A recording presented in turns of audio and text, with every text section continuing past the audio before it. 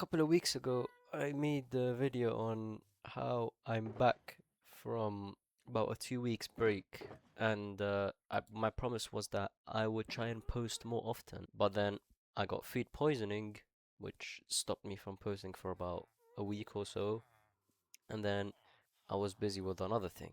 Now, my schedule is already like it's summer right now. I don't really have anything else to do other than wait for university to start later in October. But let's just count out what we do during a day, right? Minimum preparations of like less than 30 minutes for university, just plans, what the modules are going to be, this, that, yada, yada, yada. And then I have jiu-jitsu, and then, I also game from here to there, from time to time. I also play games from time to time, obviously the Minecraft footage and then other games. But why am I always busy? This is going to scare a few people. And this is just a warning.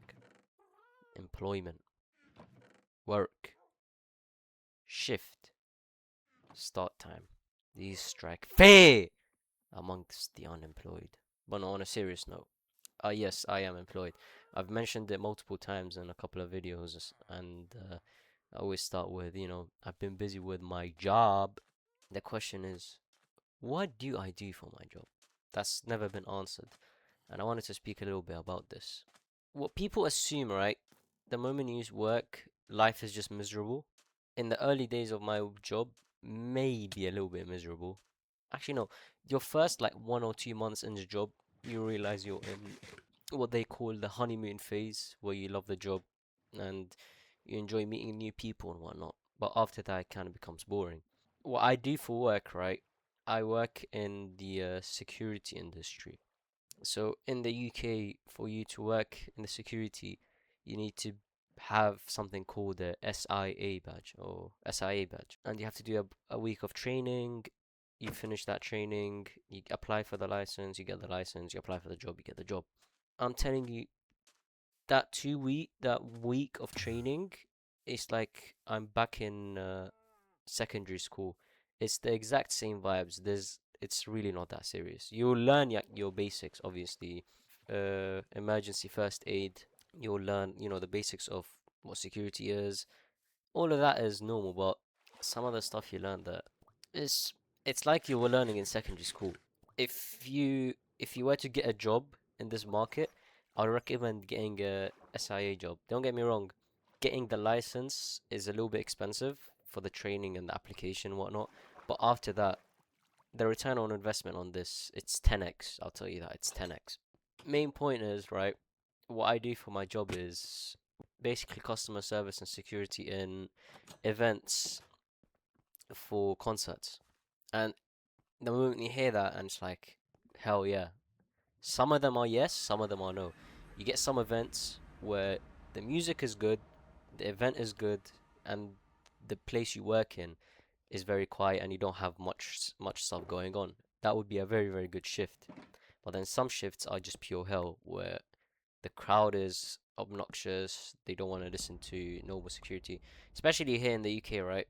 Most people don't even care about what security do as long as they get in the venue, they listen to their music and leave. That's it. They do not care at all about who's working and why they're working here. In America, apparently, it's much more different compared to here, because here anyone can become a security officer or SIA, have a SIA badge. But in the US, apparently not. You're supposed to be like 6 foot, strong and whatnot. Those are the minimum requirements they have there for some reason. But anyway, some shifts are absolutely beautiful. Some shifts are bad. But what I love specifically about my job is the amount of events that I get to go to. I was here for Coldplay. I went to a Kendrick Lamar one when he came to London. I went to a Bruno Mars. I went to a weekend. I work there, right?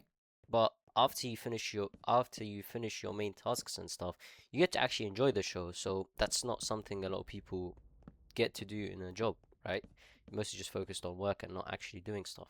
So, but the main bit that's so nice about this job is this: the night shifts. People hear night shifts and they just think people age like by 16 years if you work in a night shift. you age badly. You suffer. Your brain loses brain cells. Yada yada yada. None of that happened. I'll tell you that. None of that happens. The only thing that does happen is the way you rest after your shift. If I finish a night shift and I finish around, let's say, I don't know, 1 or 8 or 9 a.m., right? That's usual times I finish in. If I don't go home and go sleep, then obviously I'll end up being tired.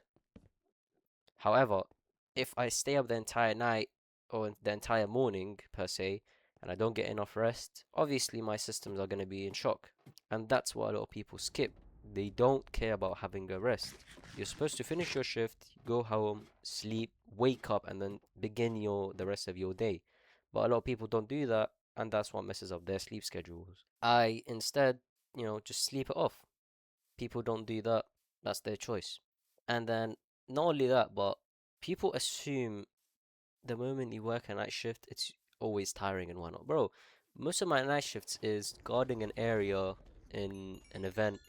For first couple of hours, you're up and you're doing your job by basically just making sure everything's going, which usually is. After about 12 or 1 a.m., you're just there in your seat, just doing anything you want on your phone. You don't do anything else. And that's what I love about the job. If you're about to turn 18 and you don't know what to do as a job, for the rest of your sixth form years or the rest of university, I do recommend getting a security badge and working in the security industry. It's fun, it's good pay.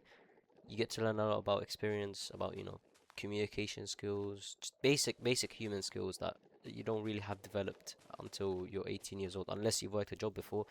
But I do recommend getting a SIA badge and working in the security industry because it's one of the best things I've ever done.